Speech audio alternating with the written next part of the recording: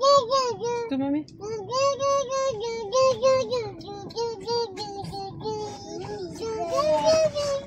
Pom. Tangan.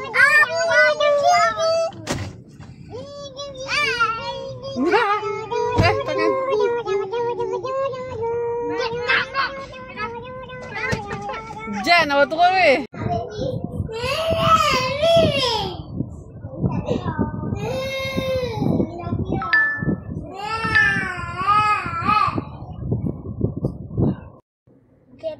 Die.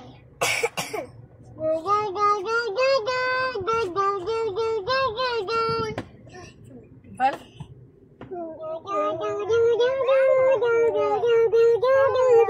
Mula buat macam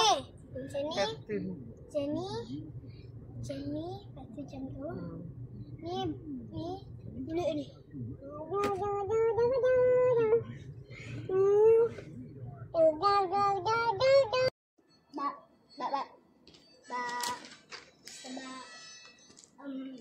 Sebab kawan saya kata handsome.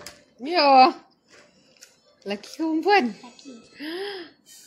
Dia kata nampak handsome. Hak yang kata tu handsome ke tak?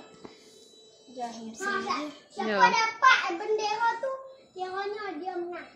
Nadif, ada orang kata handsome tak? Ada sikit. Oh ya. Apa kawan saya tu selalu dia tak handsome. Ya. Nara cantik tak Nara? Lepas tu ni, Farid kata, siapa handsome? Lepas tu Nafa tak angkat tangan. Yalah, yang handsome tu. Yo, tu ya. Dia kawan Nafa, Adrian Alif. Apa? Adrian Alif. Adrian Alif. Anak orang kaya. Oh, tu ya. Nantau dia kaya. Sebab dia duduk. Oh. Ada orang gaji ya.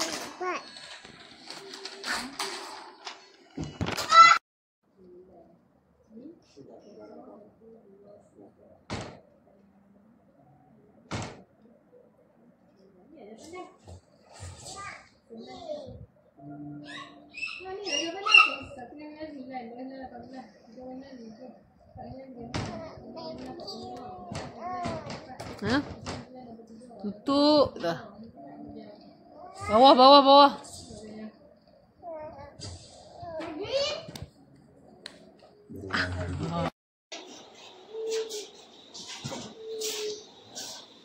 Cak.